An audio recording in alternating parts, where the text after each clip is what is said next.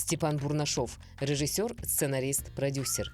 Автор фильмов «Черный снег», «Республика Z», «Другая жизнь», «Сеттах Сир Ях», киноальманаха «Ит». Один за одним выпускает новые картины. Сегодня на стриминговых сервисах выходит трогательная драма о распаде семьи «Наша зима».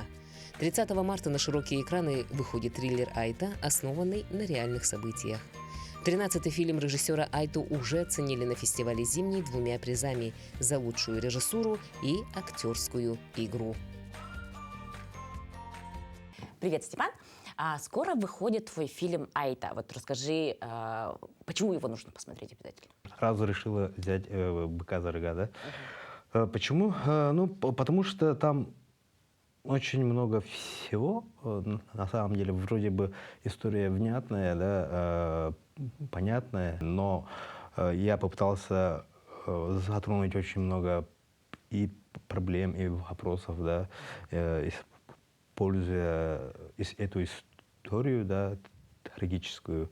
Но, тем не менее, на мой взгляд, это фильм про любовь и человечность. И сейчас, на мой взгляд, в нынешнем обществе этого очень сильно не хватает. А вот как родилась именно эта история? Похожую историю мне рассказал троюродный брат. Он работал следователем. Тут он меня очень сильно задел, да, можно так сказать. И вот эта история где-то 5 или 6 лет у меня варилась в голове. В итоге я не стал использовать именно вот эту 100% реальную историю, просто основывался и создал вот такую свою историю. Наверное, можно сказать, что фильм основан на реальных событиях, да, но очень сильно изменен. В 2021, получается, вот эта идея в один из дней решила мне сказать, что пришло время снять про эту историю кино. Ты можешь рассказать реальную историю Айты? Что там было? Или это будет спойлер? Я бы не хотел вообще ворошить эту историю, потому что там очень сложно. Это громкая история? Нет. Но она реальная, и она где-то сложнее, да, и страшнее. Я не хочу вот, из-за уважения фигурантам этого дела, да, вот именно рассказывать ту историю. Я просто основывался на той истории, создал свою историю. Твои персонажи похожи на них? Характерами и внешностью? Внешностью нет, характерами где-то похожи.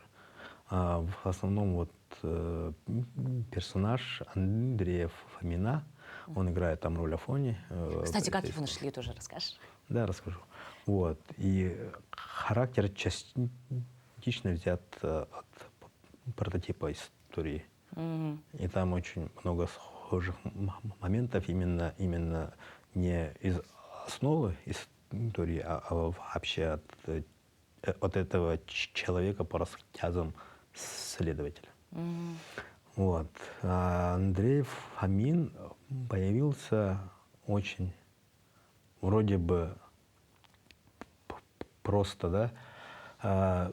Если подходить к этому вопросу издалека, у меня был сопродюсер, главный продюсер до того, как я сам стал продюсером.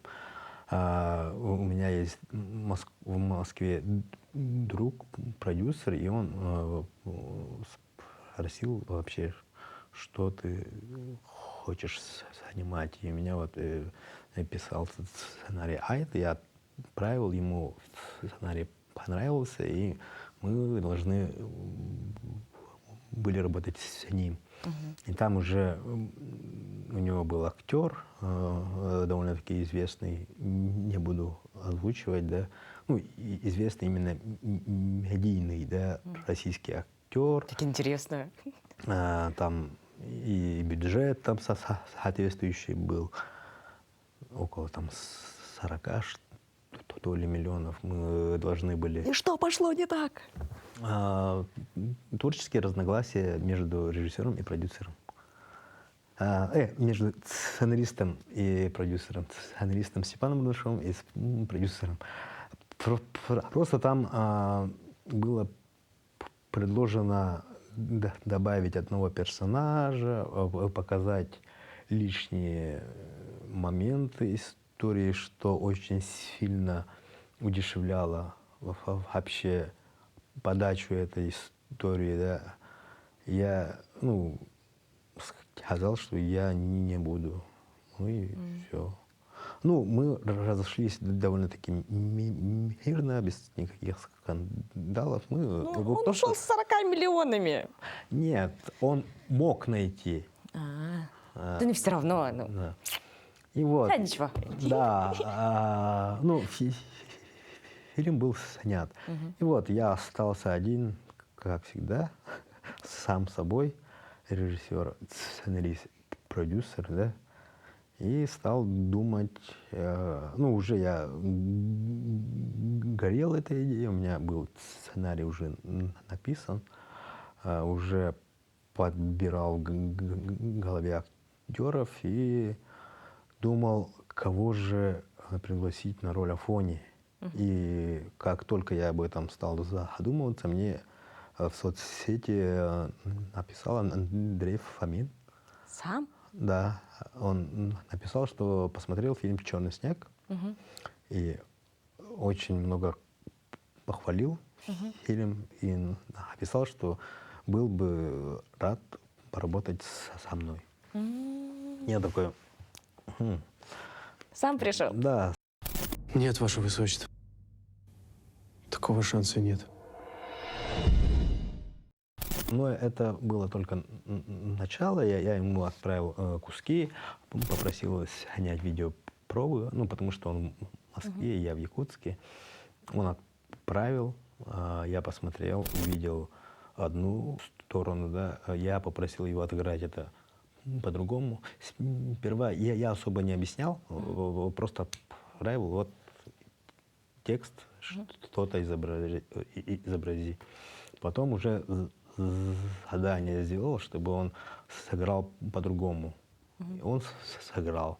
Я увидел, что у него есть вот это амплитуда, что он, да, реально очень талантливый актер. И я его пригласил на свое кино. Он с радостью согласился и прилетел почти на месяц в Якутию сниматься в нашем фильме. Хочется спросить, конечно, про зарплату, гонорар. Ладно, не будем. 4 миллиона общий бюджет. Ну вот, как-то... Какие там были? А могло бы быть 40? Важно понимать, что я всегда вот серьезно общаюсь и с актерами, и с командой. Объясняю, что так-то, так-то. Да, рассказываю историю, почему это важно снимать и так далее. И все у тех, у кого затрагивает история или есть большое желание, они любезно соглашаются на те гонорары, которые я могу себе позволить с маленьким бюджетом. И это отчасти энтузиазм, да, помогает развитию якутского кино, потому что они все знают уже, сколько стоят специалисты в большом кино, сколько стоят гонорары актеров, но между тем они понимают, что у меня больше нет. Я не могу себе позволить там. Смешная такая история была. У меня были кое-какие сбережения. Потом, все равно этого было мало, да, и плюс там мне пришлось подаренную Амгинским улусом, да, машину продать. То, что вы Собчак показывали. Да. И очень надеемся, что у них все дальше будет получаться. И Степану. И, там тоже была смешная история. Нива, она не такая популярная машина, да, желающих приобрести было немного, и мы долгое долго искали покупателя, нашли, а потом, купив машину на завтрашний день, он отказался его покупать. Там, я к ним ездил, там, уговаривал, объяснял, для чего мне нужны эти деньги. Но в итоге там они предъявили, что машина неисправна. А эта машина абсолютно новая, я на ней не ездил. Я был уверен, что с машиной все нормально. И в итоге мы поехали там в автосервис, показали, оказалось, их опасения были напрасными, и они все-таки купили машину, а я снял кино. Недавно в интервью Ирина говорила, жена твоя, что это твой лучший фильм «Айта». Это так? Не знаю. Я стараюсь их не разделять на лучшее или худшее. Да. Всегда, конечно, бывают те или иные вопросы после того, как фильм сделал. И кино — это такая, скажем, субстанция, которую ты сделал, и выпустив, уже не поменяешь. Да. И я с каких-то пор отношусь более философски к этому, и их отпускаю, да, вот снял, закончил, вышел фильм, все, я его отпускаю и не пытаюсь там делать рейтинги у своих фильмов, потому что они все для меня очень важны, и я очень много отдаю каждому фильму. И будет несправедливо, там, опять же, многие говорят, что снятые фильмы как твои дети, и несправедливо же там одного ребенка любить больше, да, чем ежели другого. И, наверное, и у меня вот отношение такое к своим фильмам. Ну, я помню, что первый фильм «Кута», один из первых. Первых, да, за который тебе было стыдно почему-то. Нет. В каком-то интервью я читала. Нет, это стыдно было над моим самым первым фильмом. Этот фильм называется «Мечтать не вредно». «Мечтать не вредно», прости, пожалуйста. Да, вот. И я же тогда решил снять кино, не зная, как снимается кино. Ты чё? Твой брат олигарх, что ли? Только зная в общих чертах, написав сценарий, подумав, что я режиссер, стал снимать. И тогда я понял, что это, оказывается, не так-то просто. И сейчас я абсолютно понимаю обычного зрителя, который вот некоторые относятся к созданию фильмов, что это, взяли камеру, сняли, ничего тут сложного, да. А между тем, для создания кино, от возникновения идеи до просмотра фильма на больших экранах проходит куча времени, очень много работы, и задействовано очень много людей, да, начиная от специалистов, заканчивая актерами. Вот. И вот, собственно, я, сняв этот фильм, в первое время стеснялся, да, вот этого фильма. Даже иногда было стыдно. Потом, с течением времени, я понимаю, что, наоборот, я этому фильму благодарен безмерно, потому что это была некая шоковая терапия. Я даже решил больше никогда не снимать. Но прошло время лечит, я осознал все свои ошибки. Пересматривал? Да, было время. Давно, кстати, не пересматривал, но я благодарен фильму не потому, что там я снял что-то стоящее и так далее, да, а потому, что этот фильм дал мне осознание относиться к созданию фильма более глубже, изучать, познавать не только профессию, но и весь окружающий мир. Режиссер картины. Да.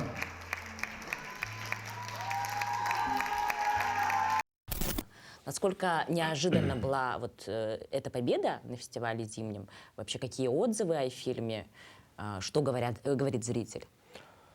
Вот этот фестиваль, наверное, первый для меня, где я решил вообще ничего не ожидать от фестиваля, ни побед, ничего.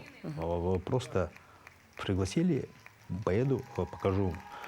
И в последние года я понимаю, что мне важнее не там призы, а важнее вот показать зрителю, да, и пообщаться с ним. И вот за этим я поехал, и поэтому вот эти два приза для меня были, ну, неожиданностью, да. Я был этому очень рад, и фильм там очень хорошо приняли.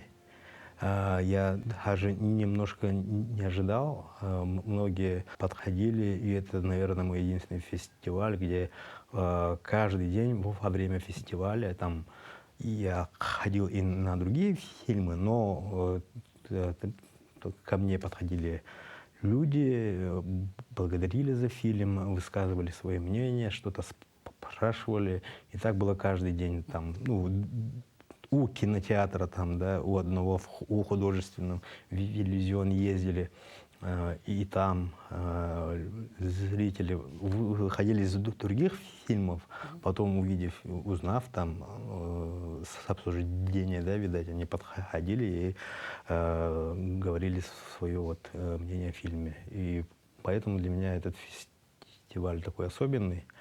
Ввиду того, что я очень много получил обратной связи. Что говорили о фильме? Ну, кроме вот благодарности. Благодарили за открытость, за смелость высказывания, да, за то, что я затронул проблемы вот эти, да, и отчасти проблемы современного, ну, одной из проблем современного общества,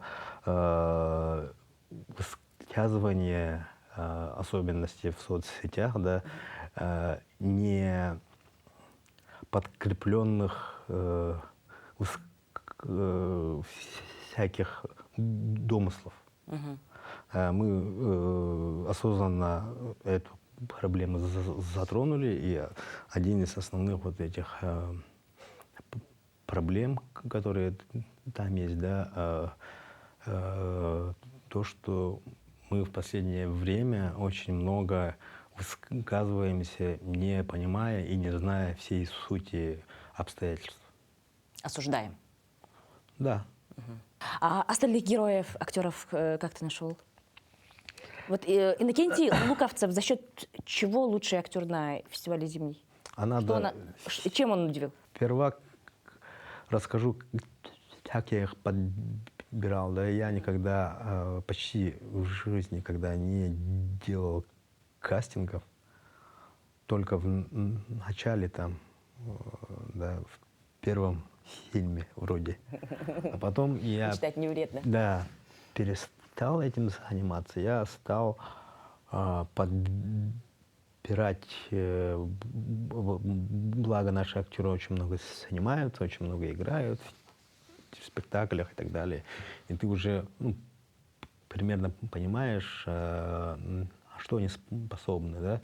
И по характерам, по их амплуа и так далее, я всегда строю в голове вот их ансамбль актерский, кто из наших актеров смог бы играть те или иные персонажи. И не обязательно там из театра в Якутске, да, это и я могу и там среди своих знакомых таких найти, да, именно кто бы мог максимально передать вот этого персонажа через объектив кинокамеры.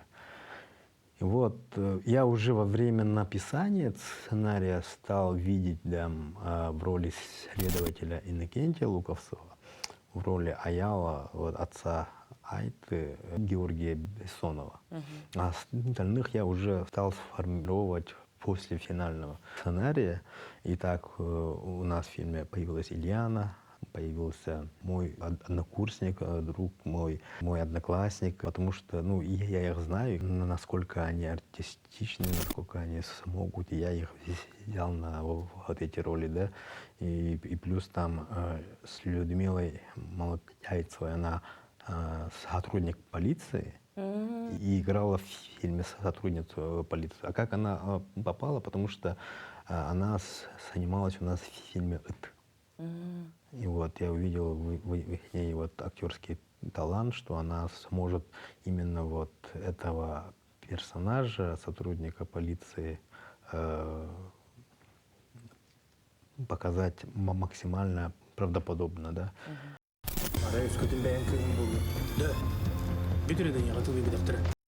Персонаж Иннокентия, он такой очень неоднозначно может восприниматься, да. У него очень большая дилемма именно его персонажа. Он, с одной стороны, отец, с другой стороны, сотрудник полиции, да, человек закона. И тут вот точка соприкосновения этих двух личностей, да, именно заключается в проблематике, да, там, ну, немножко приоткрою, там, ну, в триллере видно по сюжету, что там история со школьницей связана, да, и обвиняемый, не обвиняемый, а подозреваемый, это полицейский Афоня.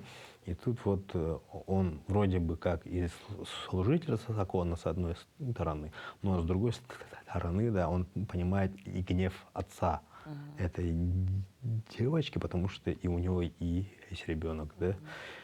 И вот, и он настолько это все хорошо передал, и мы старались это передавать именно не эмоциями, не словами, да, там, а больше работали над внутренним характером персонажей, больше старались, чтобы он, вот эта дилемма прослеживалась без слов, да. Ну, жюри это оценило, и вот ему дали приз за лучшую мужскую роль. Здорово. А вообще сложно было работать над Айтой? Так, ну... В чем была сложность? Были и сложности, да. Ну, вообще структурно в написании сценария там особых таких глобальных сложностей не было, потому что история внятная, понятная, там, в отличие от нашей зимы, там структура очень сложная была. Попробуй снять развод без острых углов, чтобы это откликалось у всех. Обычно развод, да, снимают таким образом, ну, берут какую-то острую тему, частную историю, и вокруг этой истории вот это все создается. А мы шли от обратного, мы попытались сделать общую такую историю без острых углов.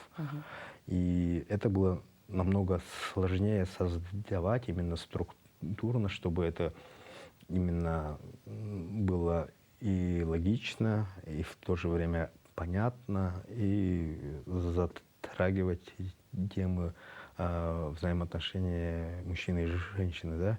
А тут у меня есть случай, есть осуждаемый человек, есть толпа, и есть проблема вот этих социальных сетей, и вот это все понятно именно структурно. Вот так идет, начинается так, и вот линейное повествование без всяких, да, вот этих сценарных штучек, перевертышей и так далее. Поэтому структурно было не тяжело, но именно эмоционально, морально было очень сложно. Потому что я стараюсь вникнуться в каждого основного персонажа, я прописываю их от рождения до вот этого случая, да. Поэтому на описании уже сценария ты начинаешь проживать жизнь этих персонажей. А потом ты это делаешь во время съемок. Почему так я стал поступать? Потому что тогда у тебя персонаж становится реальным, насыщенным, настоящим человеком, да, а не таким эфемерным персонажем в отрезке фильма. И это очень сильно помогает не обманывать зрителя, да, и себя самого, потому что ты знаешь его характер, его какие-то там проблемы в детстве, там вот эти психологические всякие изменения, да, и то, что может влиять в этой истории, они получаются логичными и понятными. Конечно, ты это не увидишь в фильме, но мне это очень сильно помогает именно создавать жизнь этих персонажей на отрезке фильма, который длится 1,5 часа. Ну и актерам, наверное, намного проще. Но я актерам не всегда все рассказываю о персонажах. Там, ну, очень много там зависит и от подхода. И иногда стоит умалчивать, чтобы увидеть возможные вариации от актера. Я стараюсь оставлять поле творчества для актера, да, я пытаюсь им объяснить основы, объясняя их характер и так далее, что я хочу увидеть. Но я не говорю, что ты такой, да. Я стараюсь сделать какой-то симбиоз творчества режиссера и актера, чтобы и актер привнес свое, чтобы он создавал на основе моих подсказок, а не указаний своего персонажа. Потому что, на мой взгляд, таким образом мы с актерами создаем именно ту